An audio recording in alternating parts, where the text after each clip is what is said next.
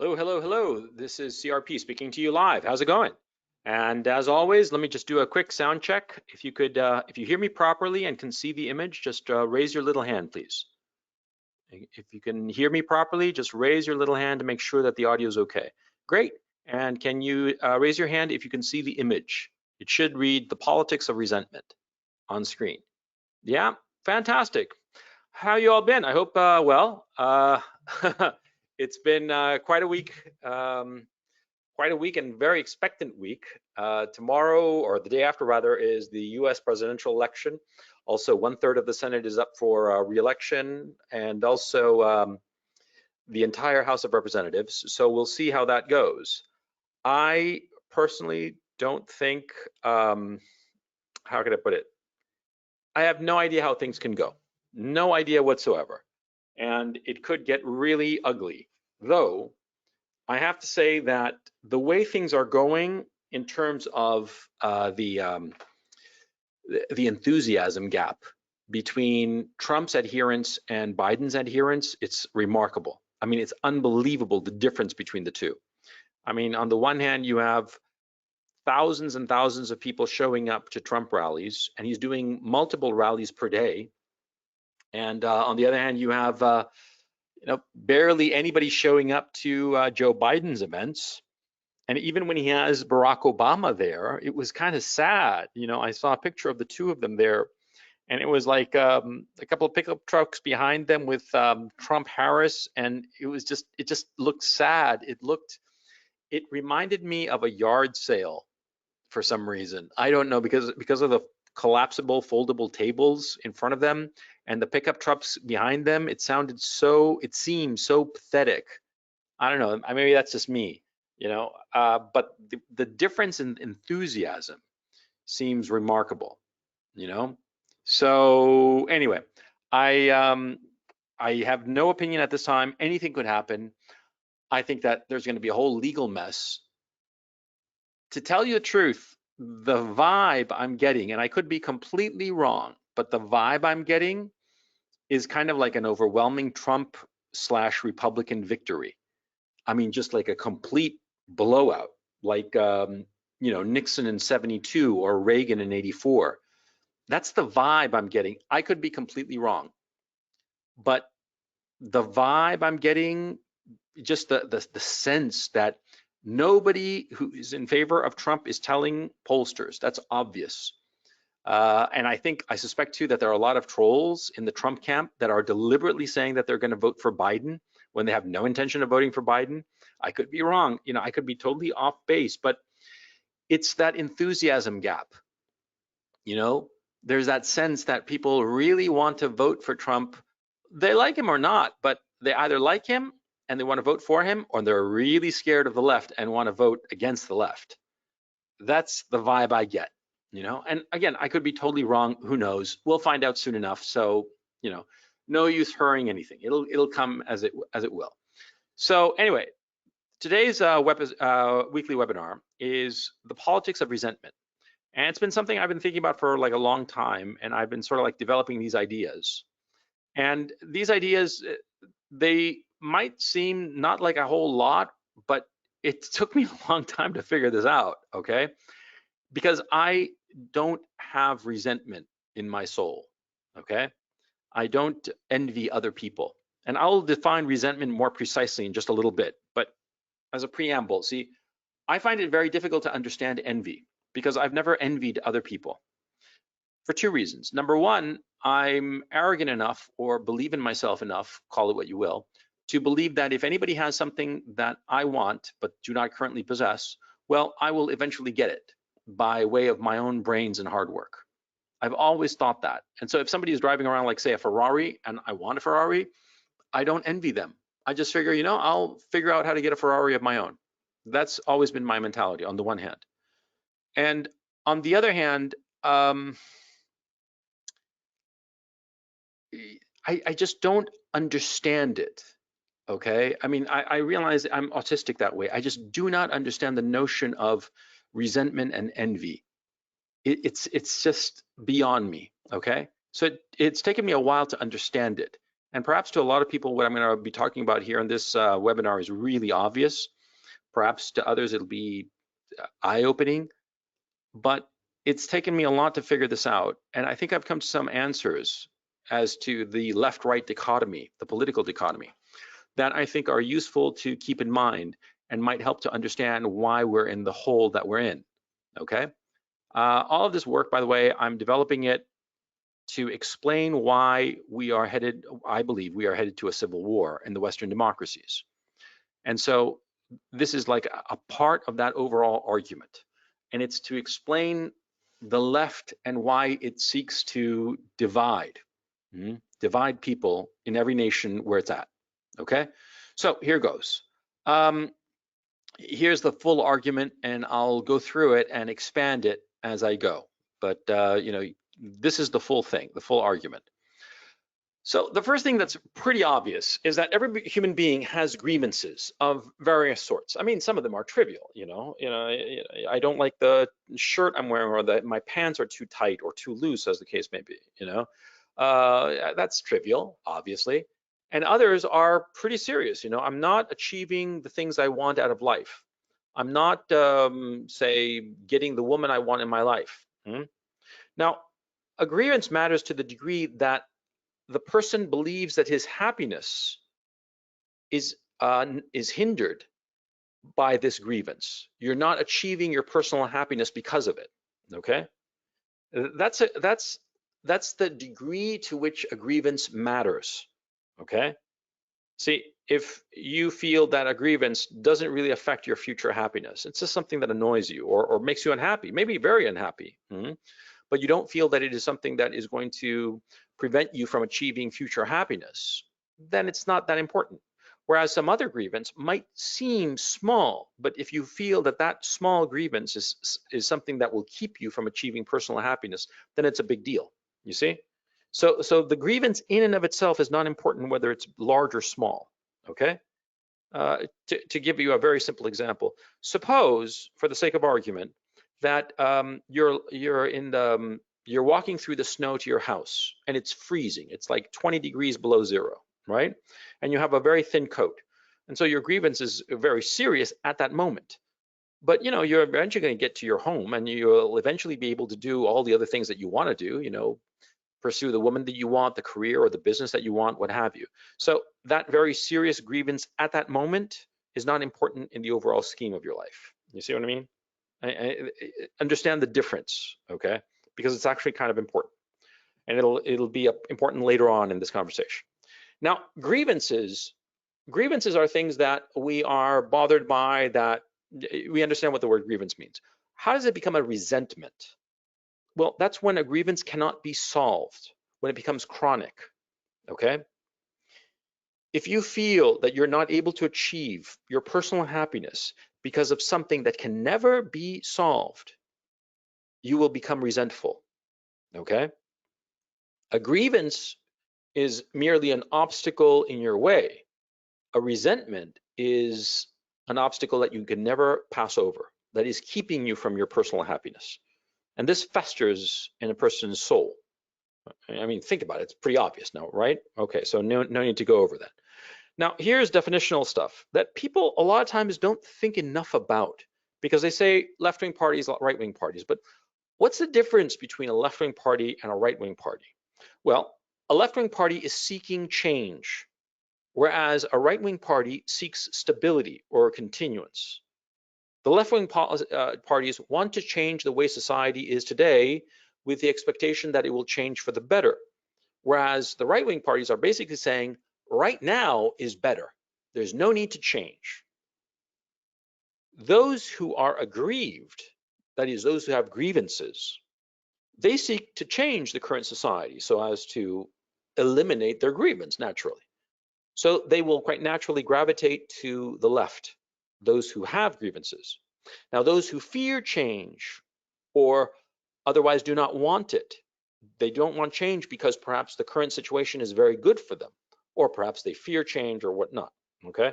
Whatsoever the reason that they want things to stay as they are, they're going to naturally gravitate to right-wing parties.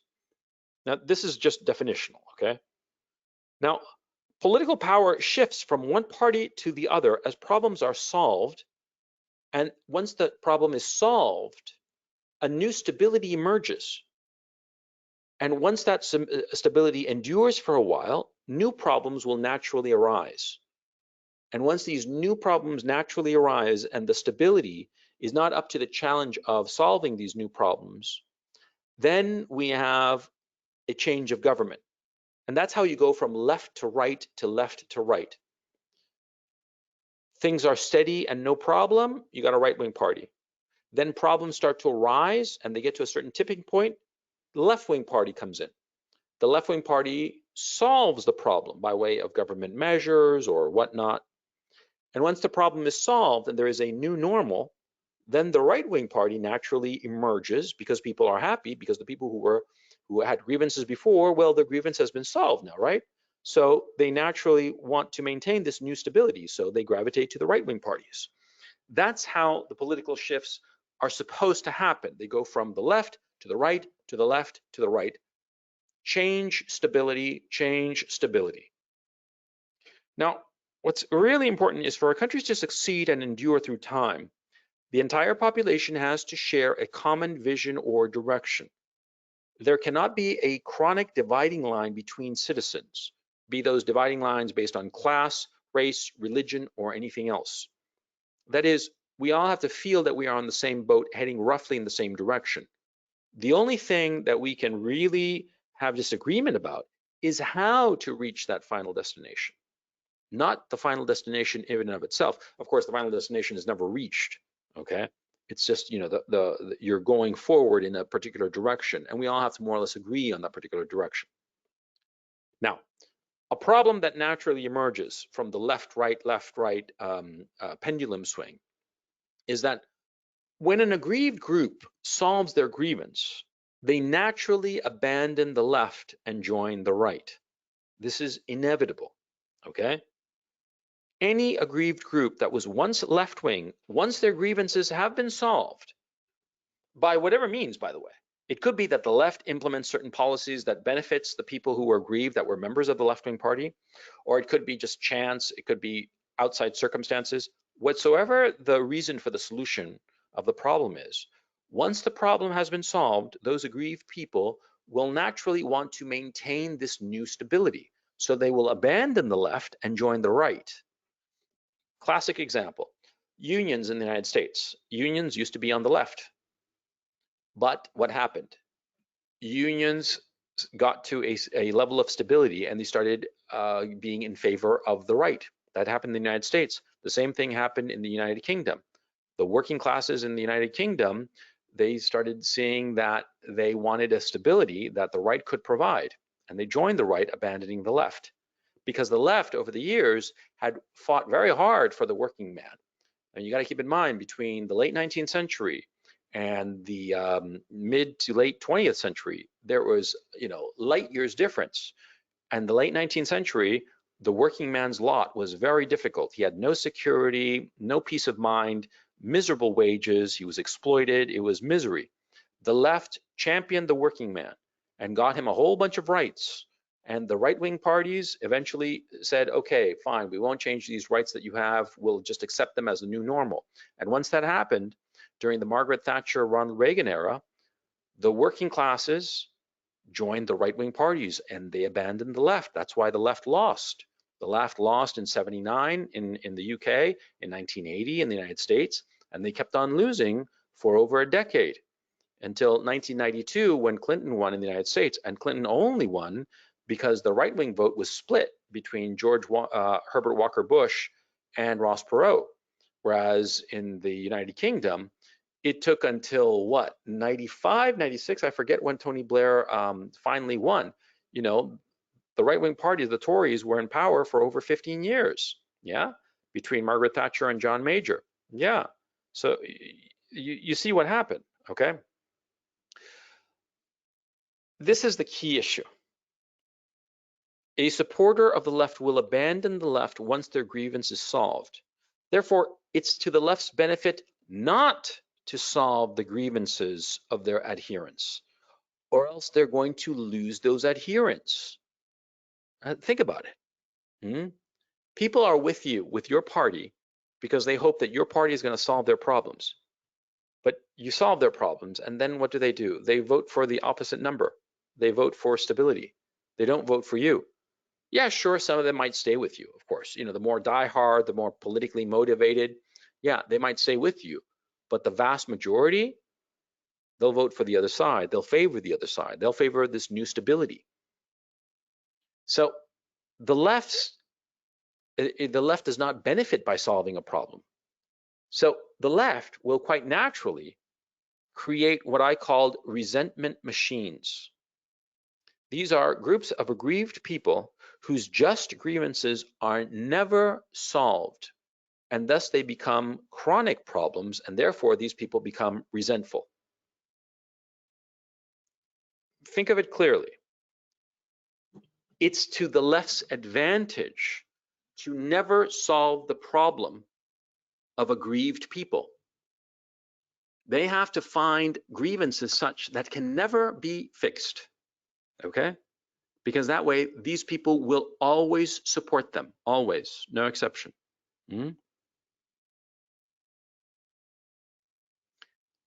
What happens to these people that their just grievances are never solved? They become extremely resentful.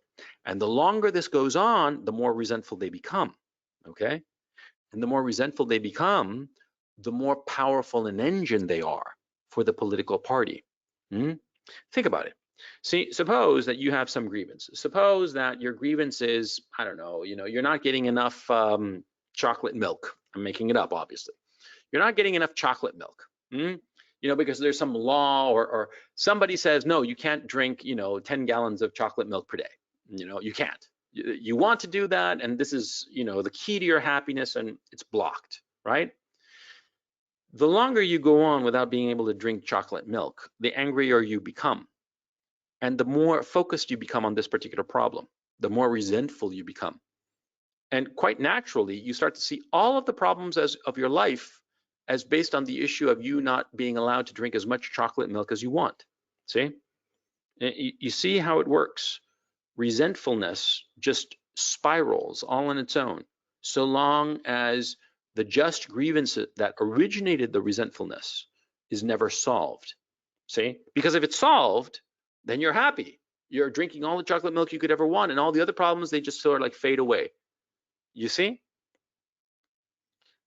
This is why I say that the left parties will naturally create resentment machines, because those aggrieved people whose grievances are never solved will always stay resentful and always and ever more every day become more passionate adherents of the left-wing party, okay? So quite naturally, the left has to find issues that are immutable, that can never be changed, or the change is so difficult as to be virtually impossible. In socially static societies, that would be class envy. That is Marxism. Have you ever thought to yourself why there were so many Marxist parties in Europe, but there weren't any Marxist parties in the United States? I mean, like, yeah, sure, Joe McCarthy said that the Democrats were all communists, but I mean, come on, let's be serious, right? The Democrats were not communists, not by a country mile, right? Communism really didn't have any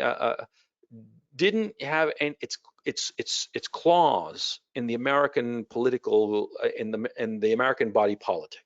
Okay, communist parties arose in European countries, and in fact, in a lot of European countries, the communists were very, very powerful. I mean, France, for instance, had a very powerful communist party. The Labour Party in the United Kingdom was very close to a communist party. Why was it? Why didn't that exist in the United States? Well, because quite simply, in the United States was never a socially static society. And what do I mean by socially static? See, in these European countries, the class that you were born in was the class you would die in, and you had no prospects for upward mobility.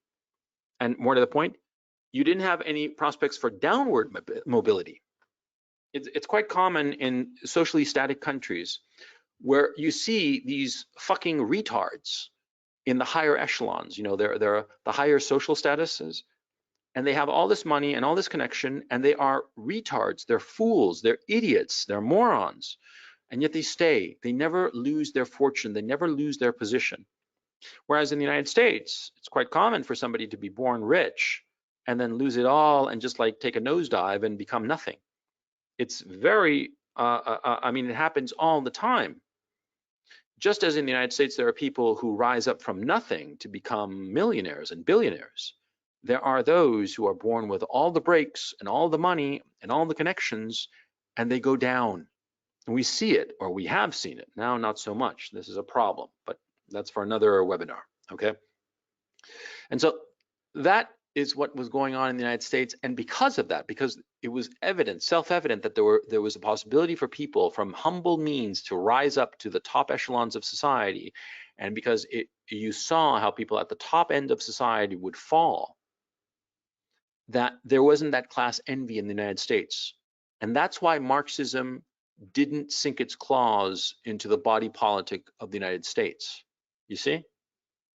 Because the European countries, they were socially static. You were born posh, you would die posh, no matter how many stupid things you did. You were born working class, you would die working class, no matter how hard you worked or how clever you were. But in the United States, that wasn't the case, you see? However, if the left has to find a resentment that is immutable, race, that's an immutable characteristic. In a racially self-conscious society, there will be racial envy. This is identity politics. Now, what do we mean by racial envy? See, I mean, we have to face facts. A lot of the minorities, they are angry and they talk about racism, not because there is any racism, but because they are not achieving the outcomes that white people and Asians are achieving. And it bothers them. They are envious of it. See, it's more easy to understand class envy. If you're born poor in a socially stratified society like the UK or like France, you cannot rise from your social position, and that causes you a lot of anger, resentment, and envy, right? Because you cannot rise up. Well, in the United States, a racially conscious society, what's going on is that a lot of people, of minorities, resent the white people. They resent the white people, and because of it, they are filled with envy and anger towards the white people, and also the Asians, by the way, because they are succeeding, whereas the minorities are not succeeding, or not succeeding at the pace that the whites are. And that's what's going on. It's just racial envy, see? And I can prove it quite easily. See, you see it all the time where you have like minority people, people of color, as they say, assuming roles in popular culture that were traditionally white. For instance, you know, this is fucking insane, but this is true. In the UK, they're going to do some movie about that has Anne Boleyn. Anne Boleyn, the wife of Henry VIII, right? Now, Anne Boleyn was British French, I believe. She was white, but they are casting a black actress. Now, that's kind of insane, yeah? But everybody's like, oh, that's perfectly normal. Why shouldn't you? And they're talking about, you know, having a black Spider-Man and a female Thor and all kinds of stuff like that. Do you hear ever of a white guy playing Nelson Mandela, for instance? No, you do not.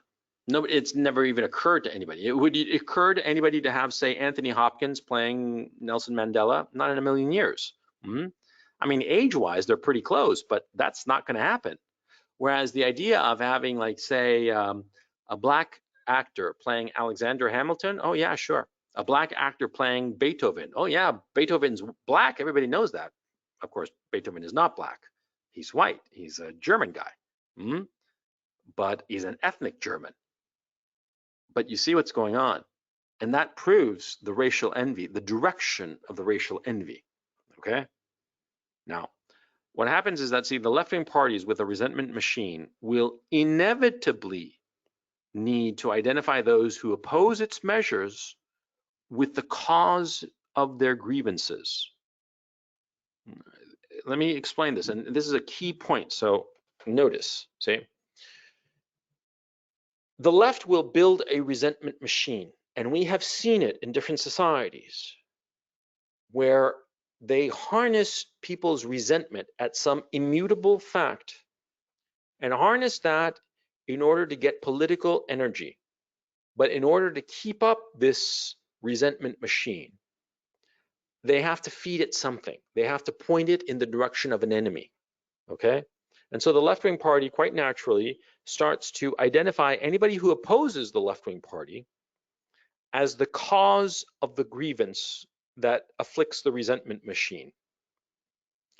Remember, the resentment machine is a group of people, and they all have the same grievance. Whether justified or not, that's not important. They believe it's justified, okay? And that's what matters here. It's a subjective sense. A resentment machine is a group of people who share the same grievance. In order to keep this grievance machine going, that is to get all these people to continue to support, blindly support the left in whatever program it has in store, what the left has to do, it has to create an enemy. It has to demonize somebody. And what is easier than anybody who opposes their measures to identify them as the cause of the grievance, okay? See, I'm a left-wing party, and I say that, you know, all white people should pay all black people $500 each, okay? And you're a white guy, and you're like, I don't want to pay 500 bucks. Yeah, that's not fair. I didn't do anything. I never owned slaves. None of my ancestors owned slaves. Why am I supposed to pay $500? So what am I going to do? Argue with you? Of course not. I want to keep my grievance, my resentment machine happy. So I point to you and say, hey, shut up, racist. You're a racist. You're the reason that my people, my resentment machine, are aggrieved. You're the cause of it. You see? Now, I'm talking about the situation in the United States now, but the same thing, the same structure of argumentation happened in the past in different societies where you had a resentment machine that went out of control. Because that's what's going on. That's what's going on here in the United States and what has gone on in other countries, in Cambodia, in China, in the Soviet Union. And let me give you an example. See, in the Soviet Union, right? What happened was that the workers, they were all living in a socially static society. It was very difficult to rise. Even though they had freed the serfs, who were essentially slaves, they'd freed them in the 1860s, I believe, in Russia, or 1880s. It was Alexander I. I forget the exact date. It's not important for this conversation. They had freed the serfs, but there was no real social mobility, okay? And so because of that, the left-wing parties, not just the Bolsheviks, all the left-wing parties, they fomented resentment machines. That is, groups of people, of their adherents, who were resentful and envious. They had class envy, okay? And what they said, of course, was that anybody who opposed these parties, who opposed the Bolsheviks, for instance, who were the ones who eventually wound up in power, anybody who opposed the Bolshevik was an enemy of the people. You see how it worked? It worked in the past and it's working today, see? And what we can infer from history is that if left unchecked, a resentment machine will inevitably split a nation, with the left, that is the party of the resentment machine, viewing all who oppose it as the enemy that must be destroyed. Okay, that's the key issue. Because of course, see, who is actually causing the problems, the grievances of the resentment machine? It's the left-wing party. The left-wing party is the one causing the problem, or more correctly, the left-wing party does not want to solve the problem. Because if it solves the problem, it loses its adherents, see? And it doesn't want that. It wants to maintain political power. So how does it do that? By never solving the problem and pointing an accusing finger at everybody who opposes it, everybody who opposes the left-wing party. And if the left-wing party is big enough, and the resentment has grown enough in the resentment machine, then this breaks out into violence, into civil war, and it's justified. That's the key issue. For the people on the left, the people of the resentment machine, it's completely justified because they are the cause of the grievance. See? I mean, I'm a black man, in a left-wing party, and you're a white guy, and I say that you have to pay me $500 in reparations, and you refuse. And what do I say? I say, you're a fucking racist. I'm gonna fucking kill you because you're a racist. You're the reason that I'm unhappy. Yeah. And of course, you're not the reason that I'm unhappy. My unhappiness is my own problem. Perhaps it is insoluble problems. Perhaps it's a simple issue of envy. It doesn't really matter, but my problems are my problems. You're not the cause of them, right? But the thing is, see, in order for the left-wing party to maintain my support, the left-wing party has to point to you as the reason that I'm so unhappy. It has to point to you as the enemy. And what do you do with an enemy who has aggrieved people so viciously? That person has to be destroyed. And that's how I am justified to go out there and take a baseball bat and crack your head wide open and let your brain see the light of day. Sure. See? Yeah, I'm beating a Nazi. I'm beating a racist, I'm killing a Nazi. This is a good thing, right? I'm fighting evil. You see? You see how it works? Okay, so this is basically the argument. And it's how can I put this? It seems really obvious, but it takes a while to think up and get to this point of it being really obvious. And you have to understand the concept of the resentment machine, the group of people who need to externalize the cause of all their problems onto others. Okay? Either other people or other circumstances. They cannot constitutionally accept the fact that they are the reason for their unhappiness. Okay? I mean, this is the key issue of a resentment machine that you have to understand. The resentment machine depends on moral absolution for the person who is aggrieved. You see what I mean? I mean, like, how can I put it? The other day, I began to watch The Silver Linings Playbook. Okay, I hadn't seen it since that movie came out. I'm watching it, and it's not that great, but anyway. One of the characters is talking about his anxiety, okay, and that he's diagnosed with anxiety and depression and this and that and the other, right? Well, he has problems, but he's pointing the finger at a disorder, quote unquote. He's not at fault. It's the disorder that he has, you see? He's not a failure. It's the racists around him that keep him from succeeding, you see? It's incredibly easy to point to the other and say, he's the reason that I don't succeed. That's the cause of my failure. It's not me, it's them, see? And this is a key issue of the resentment machine. The people who are a part of a resentment machine, they think they are good people. That's the horror and the tragedy of it. They think that they're good people. They think that they are just and they are being aggrieved by outside circumstances, by other people who are racist, who are Nazis, who are this, that, the other. Before, in the Soviet Union, or at the tail end of the Imperial Russia, it was the bourgeoisie. The bourgeoisie were the cause of all the problems.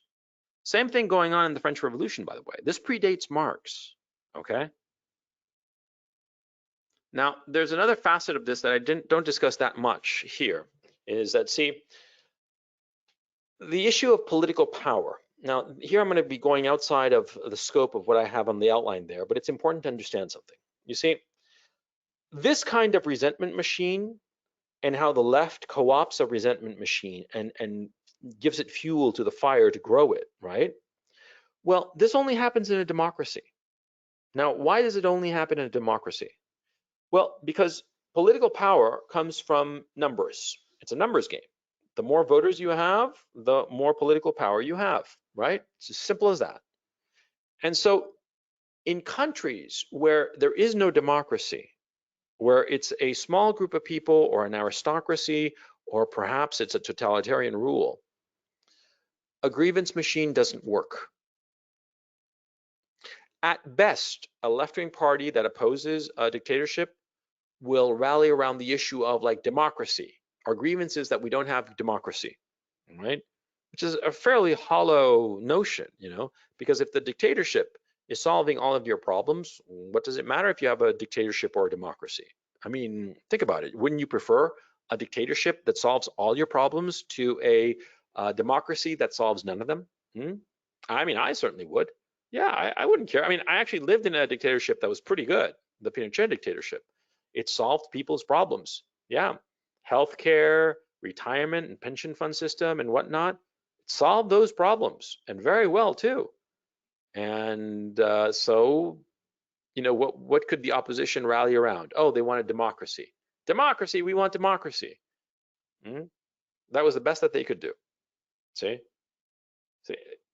The issue of a resentment machine in a democracy is why you have these periodic drifts into left-wing totalitarianism, because that's the point. See, in the Civil War, one of the two sides is going to win, either the right-wing side or the left-wing side. The right-wing side is going to want order.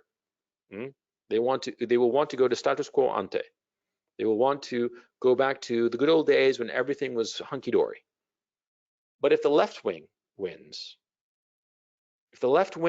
what they do is, of course, a totalitarian dictatorship of the left. That's inevitable.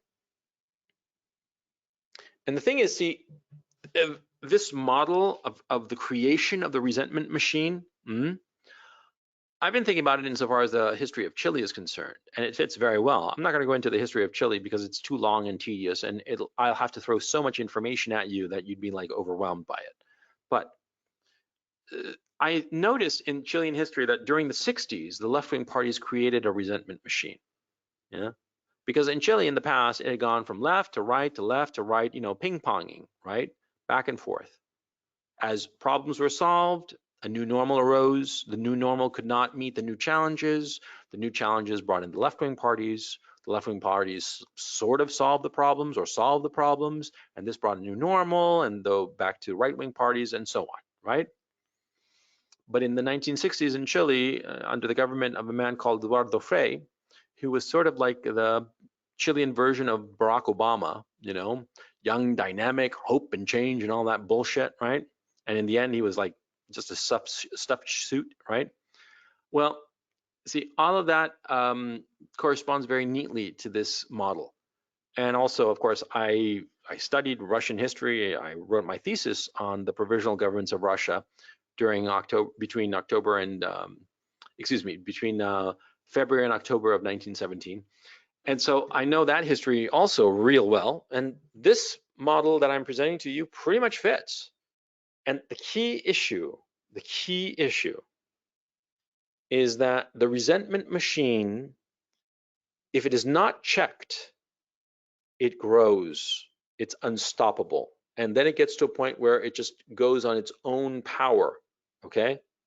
And the key issue, of course, is that the resentment machine is based on some immutable characteristic, a characteristic that can never change, see? Social class in the United States is flexible. That's why it doesn't really matter. That's why you've never had Marxists. But race is immutable. It's based on the color of your skin. And there is clear racial envy. That's the other thing, of course, see, because if you don't have envy, you don't really care, and you don't even think about racism. Yeah, it's as simple as that. And so that's what's been going on. And this model, I think, essentially explains why the left will always eventually head to civil war, and why we now are headed to civil war. Okay. Okay, I've been yapping for 40 minutes, so let's go to questions and comments because I'm, the last one I did, last week's thing was like 2 hours of me talking, of spilling my brains out over the whole edging the beta. And, I didn't think that it was going to go run for 2 hours. Looking at that outline, I thought, oh, it'll go maybe an hour, maybe. And I went 2 hours and I was like wiped out. And this one here, it only went 40 minutes, and I thought it was going to be a lot longer. But um, Chris O has a good question. Let me bring Chris O on. Hang on a second. Hang on. Uh, Hello, Chris O. You there? Yes, I am, Coach. Hey, how's it going? Doing very well, thank you. Thank you for excellent webinar. My question is, given that this very well explains the current situation, foresees the future, how can we stop it? In other words, how can we tame, stop, or destroy the left in the West or in the United States exactly before this gets out of hand? I think it's too late, personally. It could be that, suppose, let's for the sake of argument, suppose that this election, it's like a fucking blowout. I mean, the left is just blown the fuck out. I mean, blown to fucking Mars, that kind of election loss, where that not only do they lose the presidency, not only do they lose the Senate, but they also lose the House of Representatives. Let's just suppose, just for shits and giggles. Then maybe there could be like a come to Jesus moment, like a holy shit, we fucked it up. We are not responding to the people, and calling everybody a Nazi, it's not working. Okay, maybe. The problem as I see it in the United States, is that there are no sensible leaders on the left except for Tulsi Gabbard. And Tulsi Gabbard, though the right wing likes her very much, she is a marginal figure. Nobody gives a shit about her. Okay, and there's another issue too. The left, the political machine in the left, the Democratic Party, it's too entrenched. They are all of one line. They've been at this line for too long. And so even if they were to suffer a catastrophic loss, I just don't think that they'd be able to jettison the people who led them down this path and bring in fresh blood that would think different. I mean, where would you get such people? If everywhere, the universities, the graduate schools, companies, and everyone on the left, they all think the same. Even the very young think the same, and they don't question the orthodoxy. They don't even have the tools to question the orthodoxy.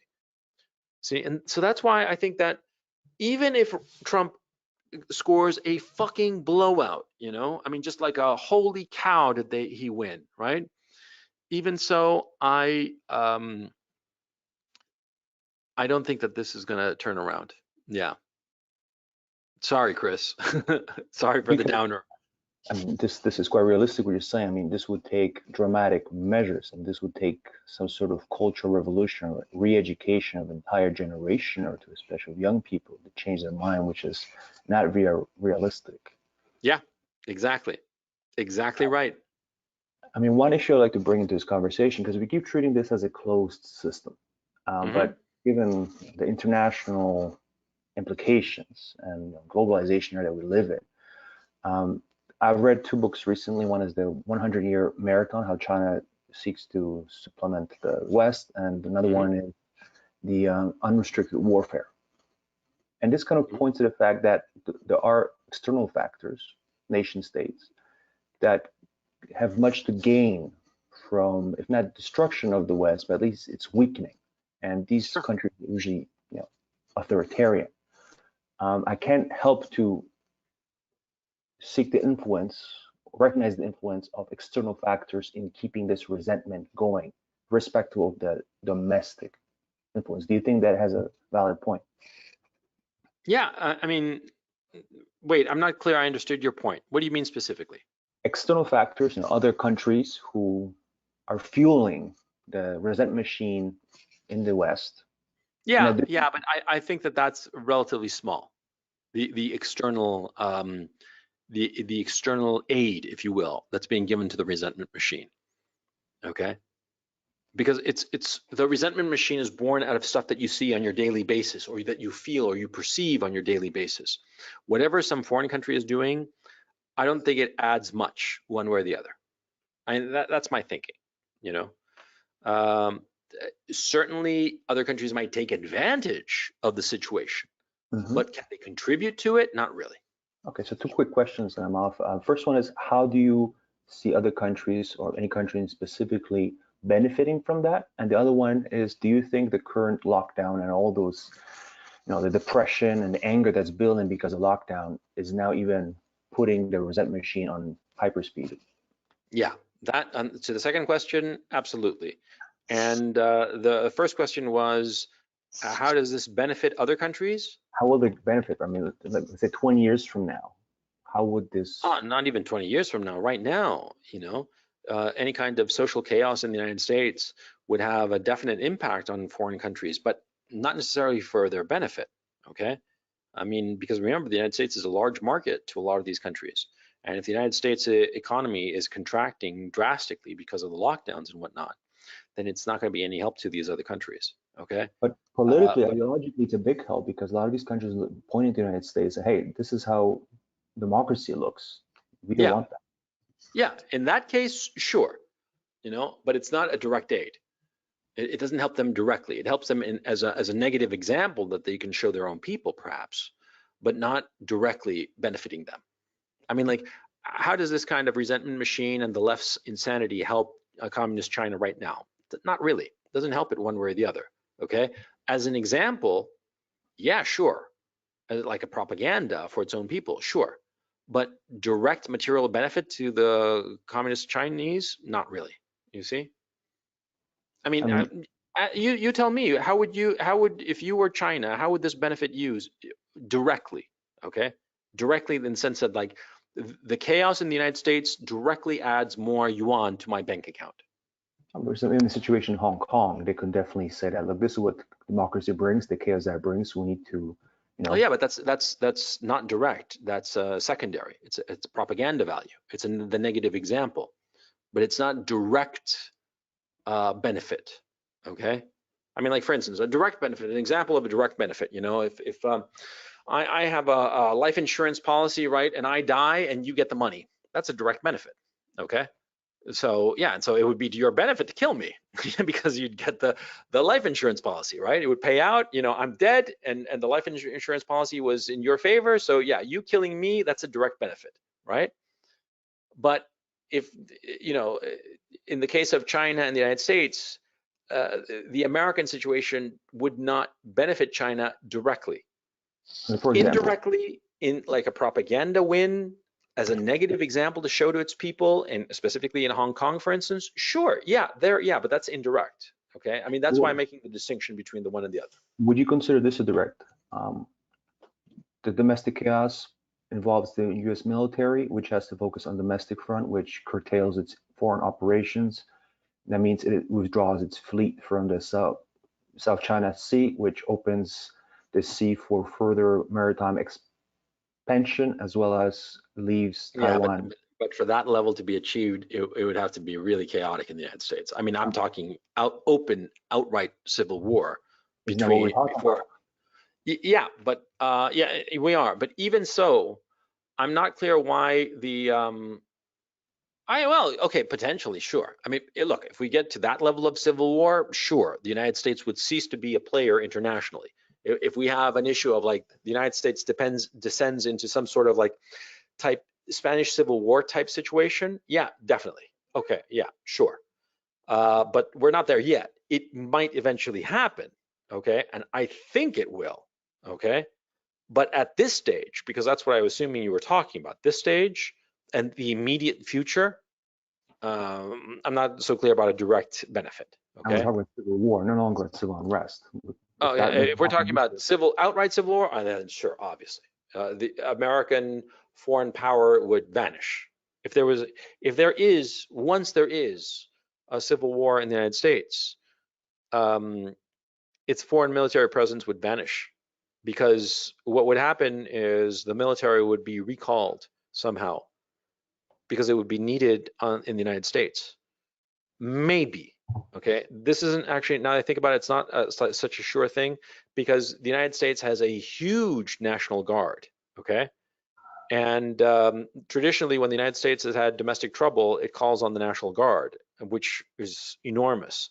I don't have the numbers on hand, but it's several million soldiers that are in the United States, the continental United States. And so it could be that simply the foreign military power that the United States is just remains overseas and will eventually eventually fall under the control of whoever wins the Civil War in the United States, and never really do anything different, if you see what I mean. It But could be. why can't we assume that civil war not even permeate the military? I mean, you talk once that the upper echelons are more progressive, the lower echelons are Yeah. more. I mean, if that level of civil war spreads within the military, so there's within military chaos, then foreign intervention vanishes, and a lot of people benefit. Yeah, in that case, sure, but that's a lot of ifs. That's a lot of ifs. Okay. That seems like a Okay. progression, logical progression argument. I mean, if there's Yeah, civil war, it's a logical progression, but there are a lot of ifs along the way, because there's also something else. See, I once read a paper somewhere that the United States military has thought about the issue of a civil war in the United States, and they decided that the American military basically came to the conclusion that if a civil war ever broke out in the United States, the best thing that the American military could do is to simply withdraw and not pick any side, because it would wind up killing too many of its own citizens, and also a significant portion of the American military would defect. Either they would defect to the other side, whichever side, it doesn't really matter, but a significant portion would defect to the other side, or they would remain quote unquote loyal but sabotage internally, and they would never be able to figure out who's sabotaging and who's truly loyal and who's on the other side. And so the American military gameplayed it, because the American military gameplays everything. Like I told you last week, they gameplay even invading Canada, for crying out loud, right? And so they gameplayed it, and they came to the conclusion that the winning move was not to play.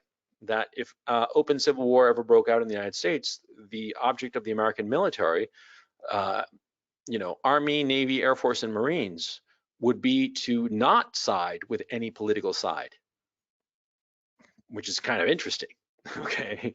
Because then it would be basically the different states ordering around their National Guard. Remember, the National Guard in the United States, they have tanks, okay?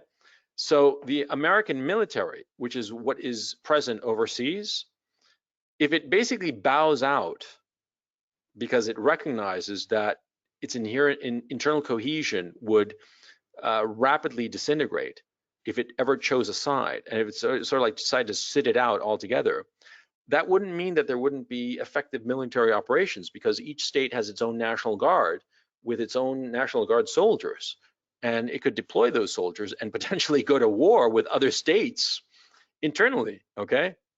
But again, look, all of this is so hypothetical and so out there that we're losing track of the argument. So it's great to fool around and bullshit about this kind of stuff, but it's way outside. Okay. 6 months ago, talking about a civil war was way out there. I mean, oh yeah, yeah. But see, we're still not there at military operations in the Civil War. Okay. Right now, we're still at the concept of why there is a potential civil war. Okay. So let's stick to that one. Okay, Chris, great talking to you, and I look forward to catching you next time.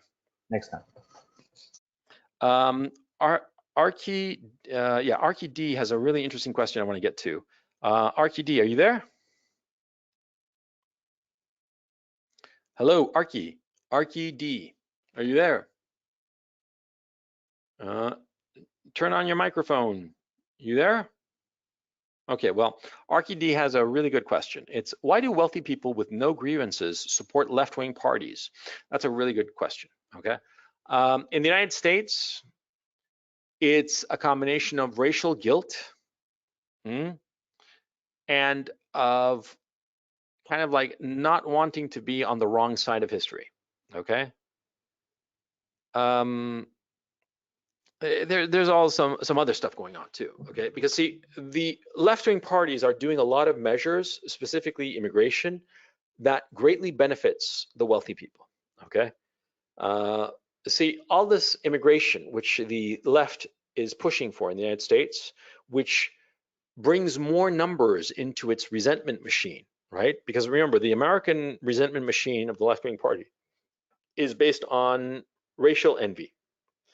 If it brings in more immigrants, more brown immigrants, of course, that is non-European immigrants, then what happens is it grows its resentment machine with more members, more numbers. Now, this is good for wealthy people because all these new immigrants drive down the price of labor. And so it's a combination of political fashion, ethnic guilt, and economic self-interest. I can't say to you how much is one and how much is the other in terms of percentages, but it's basically those three issues. See? And what's going on, of course, is that, see, the wealthy people, they have joined this resentment machine because they have grievances of their own, of various sorts, okay? We could consider them trivial, but that's not the point. See, the point is that, see, the left is catering to everybody's grievances. The only people it doesn't cater to grievances is white working class. Mm-hmm. They're the one group of people that whose grievances, legitimate grievances, they do not care to listen to, okay? Because they have more power from the racial envy of the other groups in their resentment machine. See, but it's a fair question, and it's something that I've noticed in historically when you read up on it. There were a lot of aristocrats who joined the Bolsheviks, a lot of aristocrats in China who joined the communists, a lot of aristocrats who joined the Cambodians and Pol Pot and that whole crowd. Pol Pot himself was an aristocrat. It's an interesting phenomena as to why aristocrats or wealthy people or people doing well join the resentment machine. They're a fairly small group, okay? But it's interesting to consider them and to try to figure out why. I have yet to come to a clear conclusion about it. I mean, I gave you those three reasons: racial envy, desire to be in the swing of things, that politically fashionable, and also not racial envy, sorry, racial guilt, yeah, desire to be politically fashionable, and also their economic self-interest. But in those other countries that I mentioned, there wasn't an issue of economic self-interest. Okay, so it's not clear. I have to think about it some more. Let me look at some other questions. Marty McFly says, will the United States be better as a monarchy? I don't know. I don't think so, personally. Okay. I'm not talking about a constitutional monarchy. I'm talking about a real monarchy. Okay. Because like a constitutional monarchy like the one in the United Kingdom, that's a democracy. Okay. The Queen of England, nice lady, but she's a figurehead. She means nothing. She has no real political power. So yeah.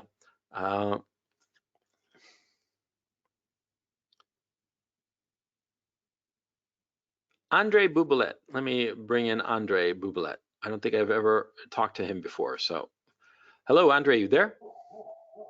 Hello, Mr. Lira. Yes, I am. And we spoke before on the Simp to Pimp webinar. Oh, good to hear you again. How's it going? Pretty good, just chilling. And first of all, much appreciated, as always, the food for thought. I mean, there's nobody can really explain things like this to me in my life. Thank you very much for your support. I appreciate it, and thank you very much for your kind words. So you have a great question. Hit me, or hit us all. Yeah. How long until we're affected in the East European countries by this Western movement? By the way, the Romanian government where I'm located sees to the affairs of the Western democracies. I'm sorry, I didn't catch the last thing you said. The current government in Romania bends to the will of the West. Oh yeah. Well, they all do. They all do. Mm-hmm. But your question is, how to get safe of this Western craziness, and if Eastern European shithole would be worthwhile? My personal thinking is yes. That's why I'm holding up in Ukraine. Okay. I've come to the conclusion that the Russians will never invade Ukraine because it's just too much of a hassle. and it's just easier and more cost effective for them to just keep a low-level skirmishes going on in the east, in the eastern Ukraine, than to. I'm going to mute you because there's like a dog barking. Yeah, sorry, but That's all right. Don't worry about it. And so I personally am staying in Ukraine. I mean, I'm stuck in Holland right now. I mean, I'm not able to travel because of all these stupid restrictions, and also because I had some business that I was doing here, but that business has concluded, and I want to get back, but I'm having difficulty doing so. But that's my problem. Anyway, the point is, long term, the next few years, yeah, sitting it out in some Eastern European country for me, it's practical. You got to keep in mind that my income is not geographically dependent, okay? And so I can pretty much live anywhere and be able to support my family, okay? So that's the key issue. And insofar as living in Ukraine, it's cheap. It has a lot of conveniences. And it's so out of the way that nobody's going to bother with it, okay? And if and when there's a civil war, once the dust clears and hopefully the right side wins, the right side in both senses, in the sense of being the correct side and being, the morally good side, and also being the right wing side, then I'd go back to the United States probably and see, there's that saying, buy when there's blood on the streets, and it's kind of a nasty saying, but you got to look after yourself, quite frankly. Okay, nobody else is going to look after you. No matter how much they claim that they're looking after you and helping you and protecting you, they really don't give a shit about you. They're only looking after themselves. Okay, so in my case, Eastern Europe is a great place to wait it out. And when things go tits up in the aftermath, there are going to be a lot of opportunities, as there always are. And I hope to take advantage of them so as to secure the well-being of my family. That's the goal. That's the objective, and that's the priority. So yeah, yeah. Andre, I'm unmuting you. Andre, any other question or any other comment? I appreciate it. no, that shines quite the light I was looking for on the matter. I mean, Yeah. as I take it, I should wait until the dust clears before I, let's say, relocate to England, for instance, to make a better income. Because yeah, it would be professionally more opportune in England financially, but living wise, it's better in Romania, as I take it. Yeah, it's cheaper and probably better living, period, full stop. I mean, look, when I'm in Ukraine, I eat better. I'm healthier, even though the place is just a disaster insofar as environmental protections and whatnot. But I'm just better in general, and probably there's something similar in Ukraine, in Romania rather, and the life, I lived in London. I lived in London for a little over a year, and I can tell you, it's kind of like a shithole, Yeah, it's very exciting and very pretty and all the rest of it, but it's obscenely expensive. And you don't get as much out of it as you think that you will. And the British, they're not friendly people. They're nice enough. They're nice to your face, but they're not friends. They aren't interested in making friends with you. So you're not going to have any kind of long-term relationship with Brits because they just view you as just some foreigner.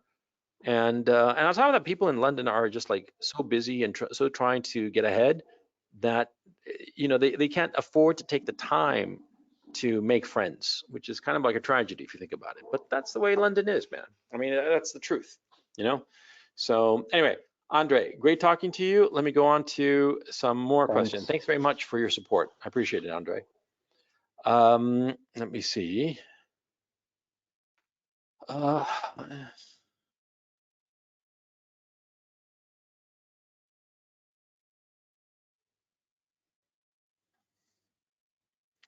Let me get to RM because I think that RM has misunderstood my point, but I want to get to him. RM, you there? Hello, RM. Hello? Your microphone is green. Oh, does it work now? There you are. How's it going? Oh, sorry. Sorry Yeah, for that. you, Thank yeah, you. How are put on you? headphones because I'm hearing myself and I can't understand what you're saying. Uh, Sorry. I hope it works now. Okay. So so what's up? You had a great question. So go ahead. When you tell us. So I was thinking if right is trying to preserve the status quo Yeah. because they believe in it or for Mm-hmm. whatever reason, and the left is incentivized to keep the status quo because Mm-hmm. they want to save their base and they want to keep the votes as they are. So how the system is going to finally change or something can change? It doesn't. That's the point. Okay. Well, first of all, you have to understand it's not that the left is incentivized to keep the status quo. I mean, they are, yes, but they don't say that they're keeping the status quo. They say that they're trying to change it. See, that's the lie that they have to tell. Yeah. Okay, to keep their resentment machine going. As a practical matter, yeah, of course, they're not doing anything. Okay, and the left wants to maintain status quo again, and so yeah, both parties don't want to change anything. Okay, and they don't. Mm. But the resentment machine festers. That's the issue. See, because the right-wing party doesn't want to change. The left-wing party claims to want change, but doesn't actually effectuate any change because it doesn't want to lose its supporters, its adherents. And so what happens is that the resentment machine gets angrier and angrier, you see? And Yeah. who do they blame? They don't blame the left. They blame the right, you see? Because they just claim that they want to change, but they don't do anything about that. Exactly. Like Obama. Obama is the classic example. He ran on a platform in 2008 of hope and change. He didn't change anything. It was all just empty lies. He didn't change a thing. And in many ways, he made Americans' lives worse by way of Obamacare, which is a complete disaster, incredibly expensive, just a fucking nightmare. Yeah. Mm. And he made Americans' lives worse. Okay. So there's a direct example. Okay.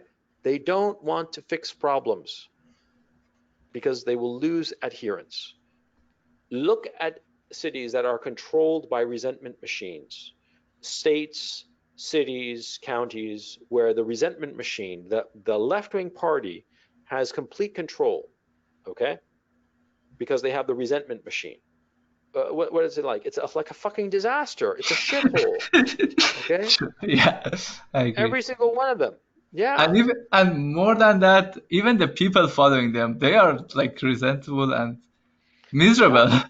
Yeah, they are resentful and miserable. Yeah, they are unhappy. Well, why do you think that Antifa go out there and break things and the right-wing militias, they don't break anything? And just like looking at them, you can tell one group is essentially happy, the other is not.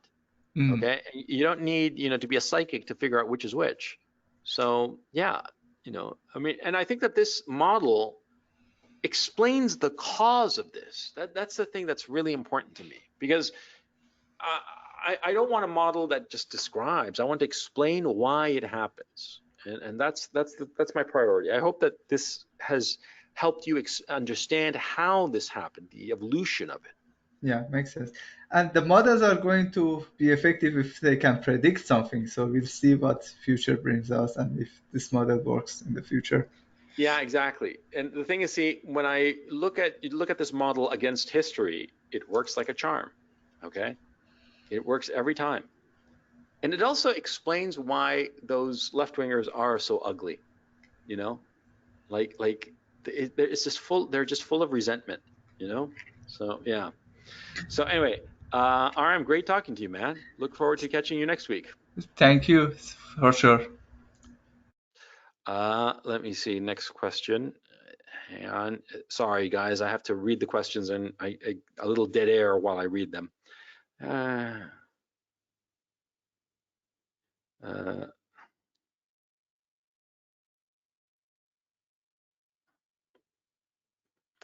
Well, I'm going to hit Cameron Clark here because he has a question that's similar to Nick Price's question. So I'll hit Cameron. And I'll bring in Nick too. Hang on a second. Cameron, I just unmuted you, and Nick, let me find you and unmute you as well. Nick, Cameron, you guys are there? Yeah, I'm here. Hey, Nick, how's it going? Yeah, I'm all right. I think this is the first time talking to you. How you doing, Gonzalo, right? Yeah. Is it the first time? Oh, it's great talking to you, and thank you so much I for your think, support. I really appreciate you're it. welcome. No, thank you so much. I mean, your videos have been helpful, and I first think of you as coach, so, but anyway. Well, I So, usually think of myself as God, so you should just call me Almighty. That's perfectly fine. You don't have to call me Your Worship, just Almighty. I like the ring of it. Sorry, I'm fucking with you, man. So go ahead. I'll Thank stick you so much for being on. So go ahead. So I actually had a couple of questions. The first Shoot. one, do we have an example of a resentment machine being diffused from the past? And the second one, I mean, if things really start to get bad, I mean, how would you recommend that people like us leave the U.S.? I know, in my case, I'm in the Boston area, and I have a girlfriend that I'm discussing marriage with. She's from Lebanon, so she's used to having stuff Yeah, blow up around her. yeah. So this is something we're discussing because, I mean, we're both Trump supporters, and well, so things get bad for us. Oh yeah, these assholes are saying that they are gathering the information of every Trump voter and every Trump supporter to harass them. I mean, it's fucking crazy. These Antifa fucks, they're out of their fucking mind. And Yeah, nobody's, yeah. yeah. Uh, So, so I mean, I just like, yeah. But anyway, because Nick had a question that I wanted to bring him in. I mean, excuse me, Cameron. You're Nick, sorry. Cameron with a K said, what is the timeline of a resentment machine? How quickly can it escalate from social issues to civil war? Which is very similar to your question, which is, when's the time to leave? You're asking basically the same question. When is it that the social issue stuff is going to escalate to civil war stuff, right? Well, yep. I would argue that it's already happening, okay? The Antifa violence that's going on, that pretty much is, prelude to civil war. My thinking also is that if Trump wins a blowout, okay, in this election, let's suppose, for the sake of argument, that on Tuesday night, the results are in and it's just a fucking blowout, right? I mean, there's no way even for the fucking lying media to pretend otherwise and to hide the fact, right? Okay, Mhm. so Antifa they're going to go fucking berserk. I mean, if they made fools of themselves in 2016, this time they're going to riot. They're going to go out there and really fucking riot. Okay. Mhm. And what happens if the Democratic mayors and whatnot don't stop it? What's going to happen? What's going to happen to regular people? And this violence will just spiral out of control. Okay. And you're just going to have looting and rioting, and this shit is going to move into the suburbs, right? Mhm. So, I mean, we might be a lot closer to like real civil war than we might even realize, okay? Especially if Trump refuses to invoke the Insurrection Act and just put troops on the street and restore order and crack skulls and shoot people as need be. If he refuses to do that, and I suspect that he doesn't want to do it because he's afraid of the military's reaction, okay? So who knows what could happen, okay? This shit could spiral out of control. Look, I am not a Trump supporter. I'm in favor of Trump because I think that the left, they're all fucking nuts, okay? And I personally think that Trump is a weak president, okay? I think that if we had had a strong president, we would not be in the hole that we're in.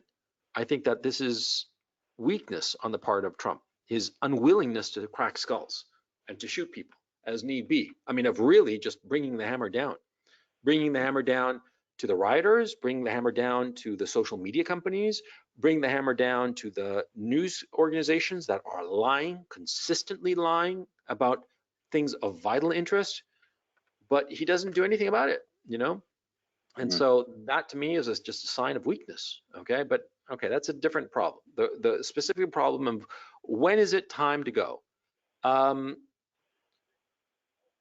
My thinking is that, see, uh, it's sort of like, when is the time to get out of a bull market in the stock market? Okay, the market is just climbing and climbing, going up and up and up and up and up, right? But you always want to get off that climb before it just turns and starts to slide down, right? When's that moment? Okay, that's the great question. Okay, my thinking is that if you're living in a city and they are rioting, and the mayor and the city council or whatever is not doing anything to stop the violence, and the police are just standing by watching, then it's time to go. It's just time to go. Because if you do not have a level of physical security, then all bets are off. Okay.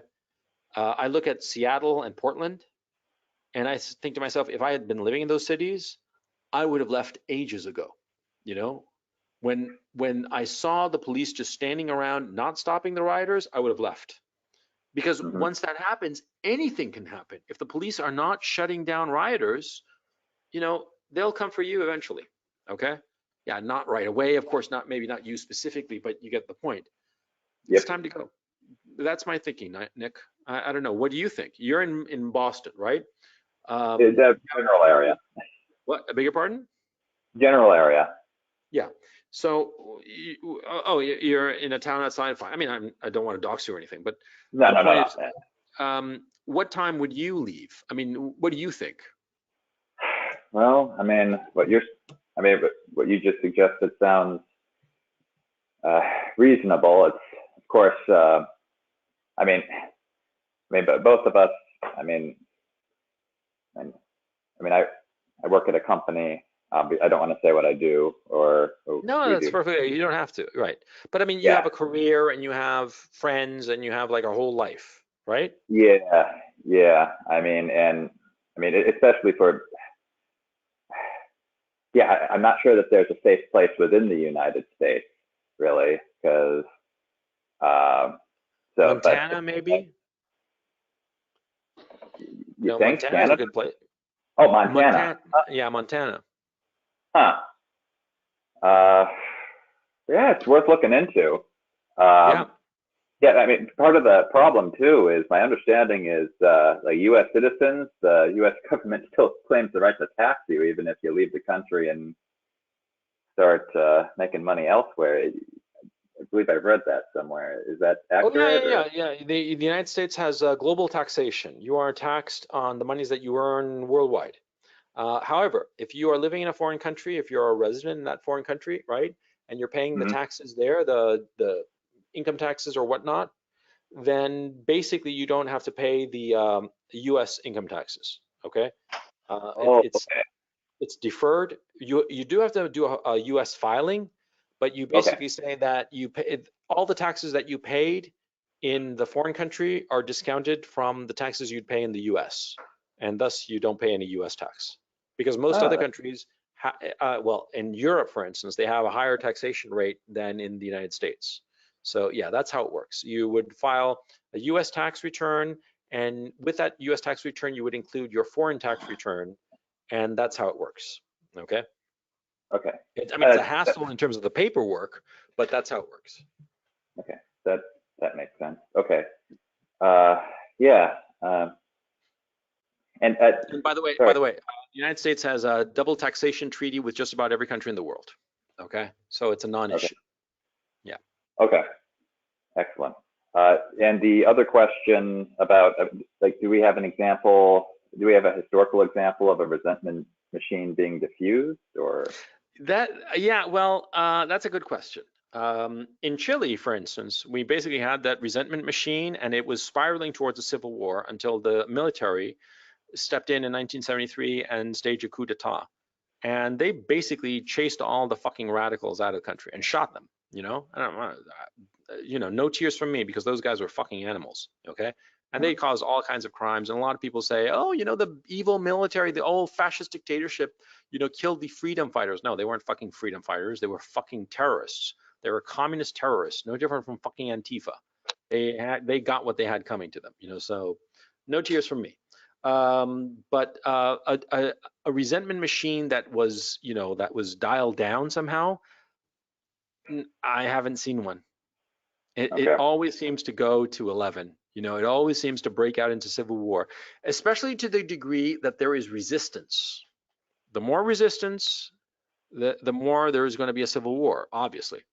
Okay. In some, like for instance, I think that a lot of cities in the United States, like Baltimore, for instance, that's a classic example of a local government that is based on a resentment machine, but there's no resistance. So the whole thing is just a shithole. It just collapsed, right? What's going on in South Africa now, the resentment machine that's growing towards the white minorities, murdering the white farmers, expropriating their lands, their businesses and whatnot.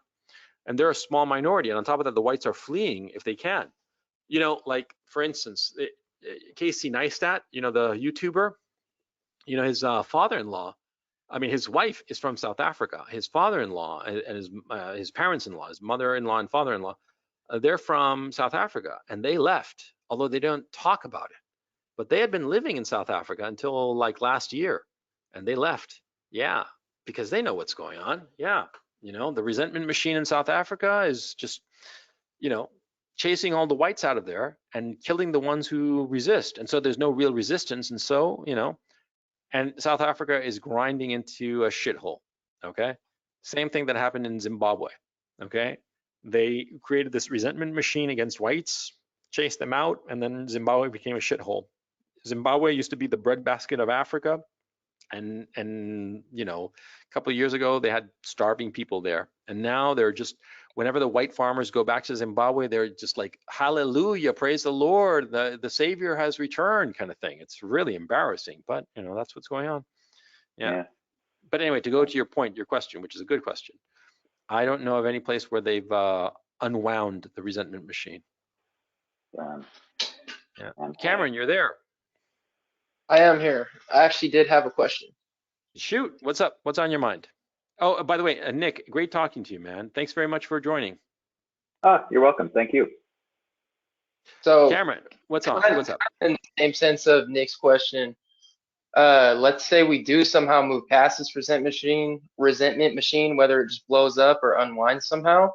Do you see the United States still being a two-party system? I don't know. That's so far down the line, man. I have no idea, you know? Okay. I mean, because right now, look, a civil war by definition is you have no idea who's going to win.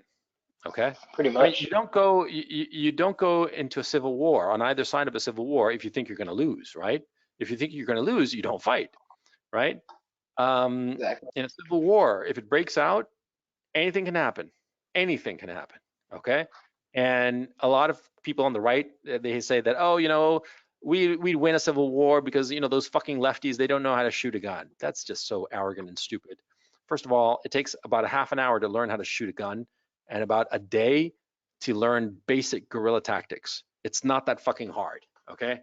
And if they're motivated and they're well-funded and armed, you got a serious problem going on, okay? So any kind of civil war that were to break out in the United States, man, anything could happen, okay? You cannot think that just because one side has a lot of veterans that they're gonna win, okay? That's stupid on the one hand. And on the other hand, the ending of that civil war, whichever side wins, by the way, what kind of political organization we'd have afterwards, anyone's guess. I mean, it's so far down the line that, you know, to speculate is just foolish. You're just writing fan fiction at that point, you know? You're writing, you know, post-apocalyptic fiction or something like that. You can't make any kind of serious prediction, okay? The one thing that you should be thinking about is, when is that moment? When is that tipping point from between just rioting and looting and real civil war? Okay, that's the thing to keep an eye on. Yeah. Anything else, Cameron? No, thanks. Appreciate it. No, thank you. I appreciate your support. I really do. Yeah. So take it easy, man. Let me go to the next question.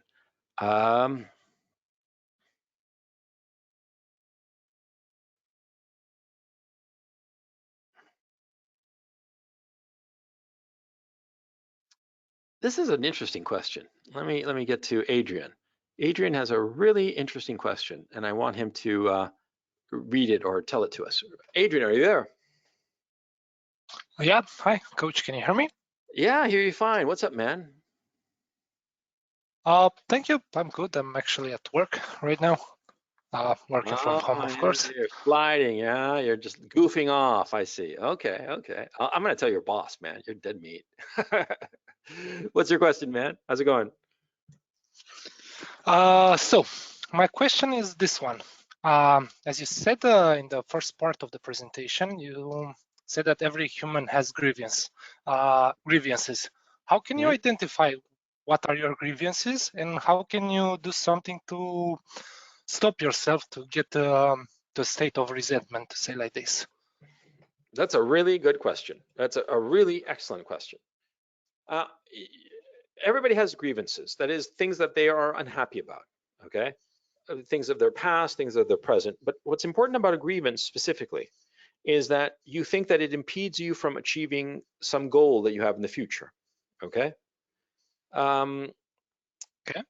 Let me think of something specific. Let's say, for the sake of argument, suppose that you want to have children, okay? And you you and your wife try and try and try, and you can't have, and you don't get her pregnant, right? And then that's a grievance, okay? That you're unable to have children. But you continue having sex with your wife, trying to get her pregnant, and it doesn't work. So you go to the doctor, right? And the doctor, you have to, come in a cup, right? And they check your sperm, and it turns out that you have very little sperm, and you're not going to be able to get her pregnant, okay? Now, that would cause a lot of resentment if you think about it, because your ambition is to have a kid. Now, before, you had a grievance in the sense that you were trying to have a kid, but it just wasn't happening, right?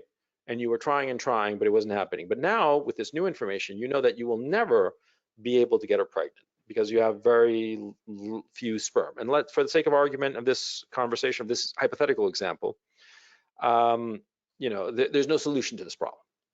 Now, a normal man, would become incredibly angry and depressed about not being able to have kids.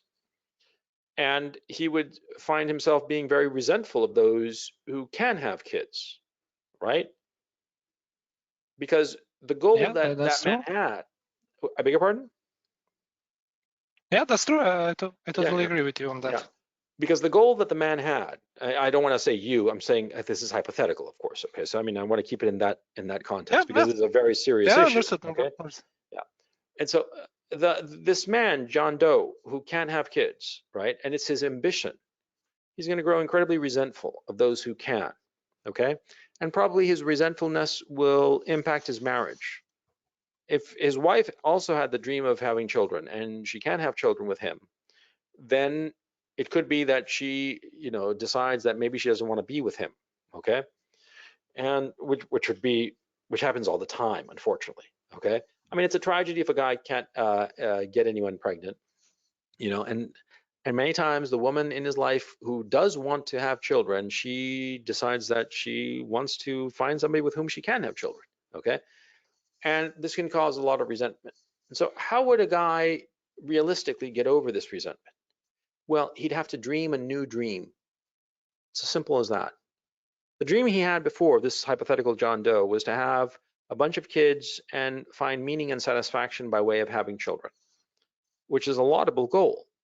But the reality is now that, he cannot have children because, the sperm count is just not high enough, and he'll never realistically has any chance of getting a woman pregnant, right? And so he can either grind on the fact and be miserable about the fact that he can't get a woman pregnant, or he can decide to set aside that dream and dream a new dream, okay? Now, this is very hard because a lot of times we hold on to our dreams with both hands, right? We don't want to let them go. Yeah, but sometimes really hard, I would say. Yeah, but sometimes a dream is just out of our reach and it cannot be achieved, no matter how much we want to achieve it. It's just not possible, okay? And there are lots of dreams that I have had that I've realized I'm never going to achieve them, okay? I'll give you a hypothetical and very stupid example. I mean, not a hypothetical, an actual example, but a very stupid example. When I was young, I wanted to be a rock star, okay? And I practiced guitar and I sang, and I just really wanted to be a rock star. And it didn't happen because I didn't really have the talent and I didn't have a lot of qualities, and so didn't happen, okay? And that dream was just beyond me, okay? But I was able to set that dream aside and replace it with other dreams that I have been able to achieve, okay?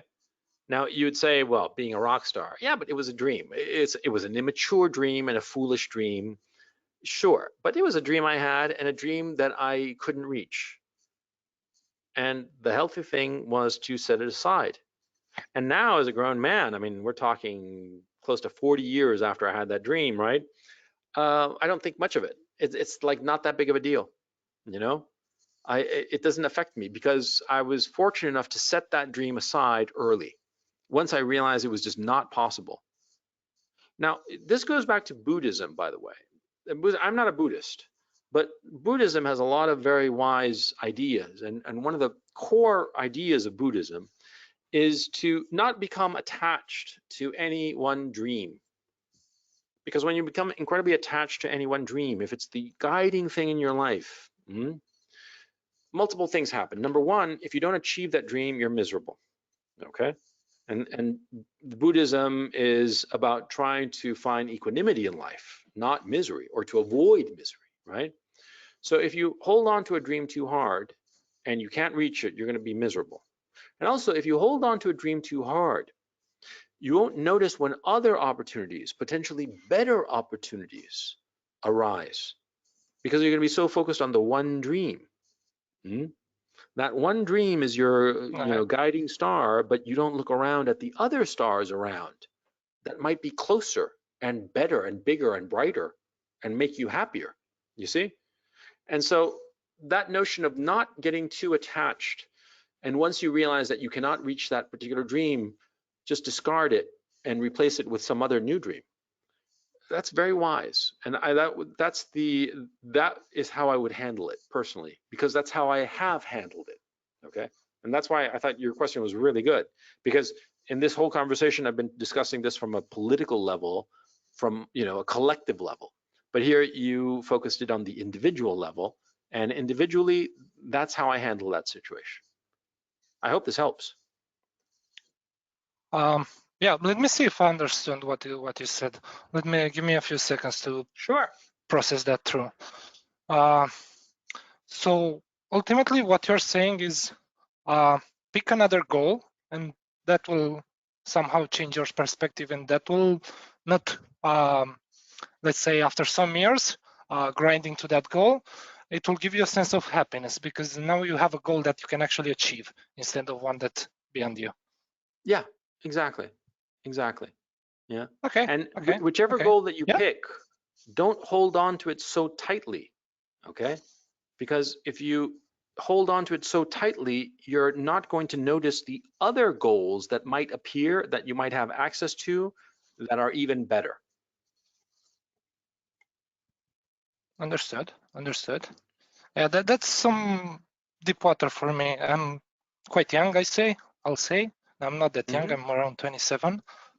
So yeah, goals were like something that past few years ago I wasn't thinking about. I was like nuts doing all of stupid shit.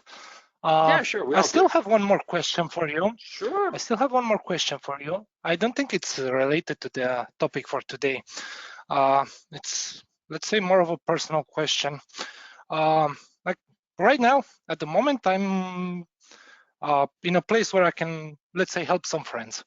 And I don't know which to help. Like, what should I choose for? Let's be more specific about this. Like, I'm working right now, and the company that I'm working for, it's hiring some other people, and they reach out to the current employees for recommendations. Now it's a very good paying job. Like I'm in Romania, same as my colleague from before. You earn something like more than 90% of the people with this job. I reached to like 2 other guys which I knew from high school, but they both refused me. I don't know why would someone like throw away such an opportunity. And I was quite thinking these days, how do I choose which people should help me? Like I have some baselines. This should never. I have to trust them. That's the first thing, and I have to make sure that in the future, they will never like betray me. That these are two prerequisites that I will say I need to check with which the person that I'll help. But can you help me on some others? Well, first of all, the idea that you can be certain that someone will never betray you, that's kind of like an impossible ask, okay? Yeah, I mean, yeah. The same thing with the sun. Like you are more than surely that it will rise up, but you cannot be 100% sure that tomorrow the sun will rise. Like yeah, it exactly. can happen something. Yeah, and so you have to, and sometimes, oddly enough, there are some people who you know will betray you, and sometimes that predictability is actually better, okay? Because sometimes when somebody you know is going to fuck you over in a specific way, sometimes they're easier to manage than people that you don't know how they'll fuck you over. Okay. Yeah, that's just some thought. I mean, not for your specific case with these two guys. Now, these two guys, let me understand this correctly. You had the opportunity to recommend them for like a really well-paying job, Yeah. and both of these guys said no. Yeah, right? I still have it. Yeah, Pretty well, much they didn't say no. They said that here I can't do this right now, maybe in a few months. But again, it's like a very good paying job. You earn more than 90% of the rest of the Romanians. Did would they be making more than they are each making now? Yeah, more, of course, more. They'll have to relocate as they are like, I live in the Bucharest, which is the capital city of Romania. They live in like some other towns, smaller ones. So I'm guessing right now, maybe because they have friends there and they're, let's say, very well integrated there, which is something that I have struggled when I come to Bucharest. It's a very big city and I didn't really know anyone. I had to start over, let's say like this. But again, you earn like 4 times, 5 times more than you earn in that shithole. They might have decided that living in a small town and earning less than what they would earn in Bucharest is worth it. Yeah, that's what I was guessing also. Actually, that's the conclusion that I came to. I've asked them. I asked them that. Yeah, because it could be that they're just happy where they are. A lot of times, in my own case, I'm very ambitious and I'm constantly wanting more. And sometimes I look back on my life and I wonder if that was such a smart move, because a lot of times in my desire to get more, I did not value what I had. That might have been quote unquote less, but it was very valuable in its way.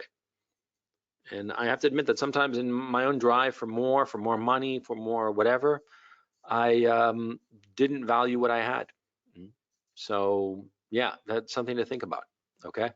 Now, as opposed to friends, I don't know what to tell you about this particular job opportunity thing. You know, if you offered it to two guys that you thought we could do it and they turned it down, well, you know, that's life, you know.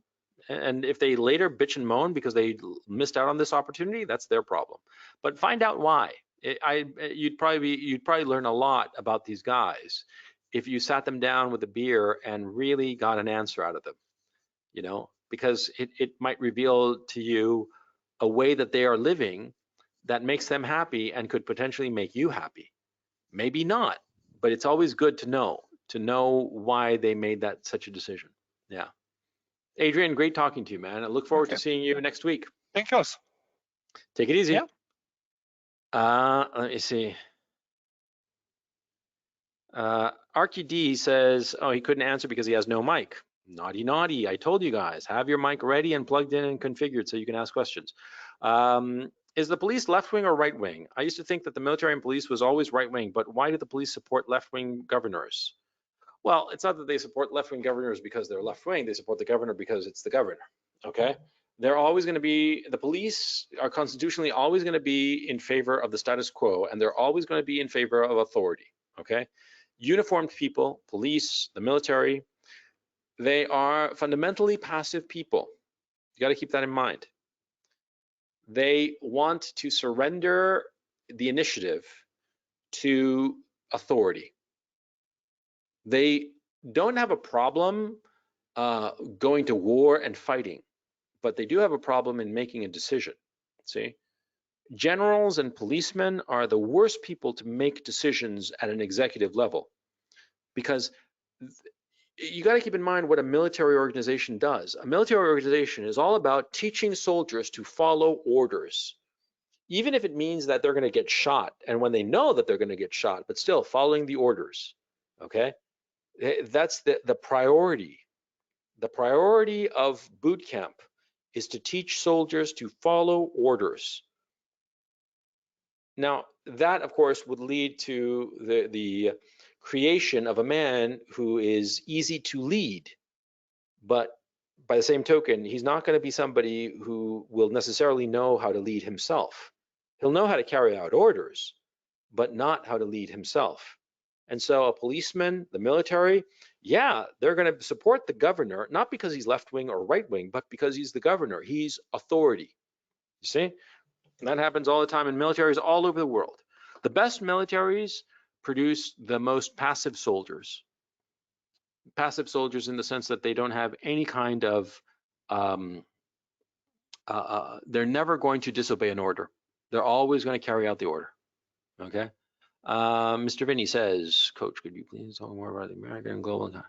Well, Mr. Vinny, this isn't really the one to talk about the American and global economy. This was more like a political thing. But, you know, next time. Okay, well, next time, hopefully in the next webinar, we'll be talking about the election and doing a post-mortem of it, okay?